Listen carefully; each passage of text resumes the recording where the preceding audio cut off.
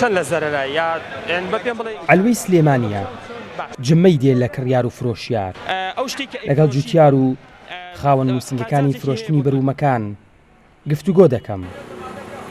گرفت هەیە لە ساکردنەوەی بەروومە خۆماڵیەکان. ئەم جوتیارە کوولەکەی لە پێنجوێنەوە هێناوە، نرخێکی باشی بۆ کردووە، بەڵام دەڵێت بەشێک لە بەروومەکان خێریان بۆ ناکات. هۆکارەکەشی بۆ نەدانی موچە و کۆرۆنا و قەیرانی دارایی دەگەڕێنێتەوە. کولەکەی کوێیە؟ ئەوەی پێنجێنە. کولەکەی پێنجێنە تاوا پێگەشتا کەی بەردەوامە بێ کولەکەی پێنج؟ ئەو بەردەوامەکەی ئەبێت کولەکە ئەڕوات بە پێی خزمەتە. بەڵێ. زەرەری ئەمە هەیە ئێستا باشە. ئێستا لەم حادەیانە بەڵام قیاز نییە. جنوب ئێستا هێشتا پێش نەگەیوە، هێشتا شارباژێر ماوە پێگا پێنجێن تازە هەوڵیەتی ئەم پەر 200 دیناریەکە هێشتا ئەمیش ماوەتی پێ بگا تازە هەوڵیەتی ئێستا هەوڵێتی و دو ئەمە بەرەو خواردێنێک بەرەو چێتەمە ئاخر فولیەتی.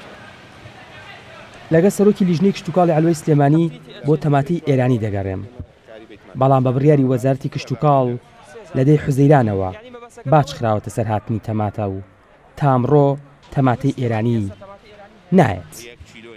لە دەی شەشەوە تەماتە باجی خراوەتە سەر 500 دینار، لە دوای دەی شەشەوە ئیتر تەماتەی ئێرانی نەهاتووە و ئەگەر بر مەجالیش بێ ڕێگەیە دەری نایەنە بۆیان بێنە هیچ یعنی ئێستا من لە ئێرانەوە بێنم کرێسارە و مەسرەفەکەم بۆ دەرنانێ خۆمان ئێستا 200 دینار 250 نارەکات نایکات نایەت.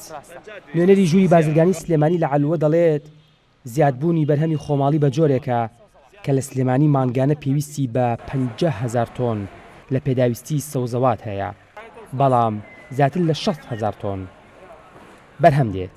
کە ئێمە لە شاری سلێمانیە لە مایەکە پێویستمانە بە تایبەتی بە باسی سەوزە بکەین. ئێمە لە مایەکە کە ئەو داتایی کەلامانە لە مایەکە شاری سلێمانی پێویستی بە 50,000 تەن سەوزە هەیە، بەڵام لە ئێستا ئێمە 70,000 تەنمان هەیە، 65,000 تەنمان هەیە. ئەمەی کە زیاد تەسیرە کاتە سەر ئەوەی کە بەروبوومی فەلاحەکە بە بازارکردنی بۆ نەکرێت. ئەمە خاڵێکە لەو خاڵی کە تاقەی ئینتاجی زیایی کردووە، بەرهەمەکە زیاترە لە بازارە کە ئەوەیە کە نرخەکەی تۆزێک دابەزیوە. ئەمە خاڵی دووهەم قەیرانی دارایی کە ئەوەی کە موچەی موچەخۆرەکان نادرێت لە کاتی خۆیان نادرێت. دەشتەکانی بتوێن و گەرمیان و شارەزور و هەولێر باشترینەکانن بۆ بەرهەمی کشتتوکاڵی. ئەمە قسەی جوتیار و شارەزایانی کشتتوکاڵیە. بەرنامە و پلان و کاری جددی بکرێت، ئەوە کوردستان دەتوانێت بە کشتتوکاڵ پێگە و جێگەی خۆی لە ئابووری ناوچەکە زیاتر قایم بکا و ئارەق ڕشتنی جوتیارانیش بە هەدەر نەدرێت. ئاوەڕالی گەلی کوردستان، سلێمانی.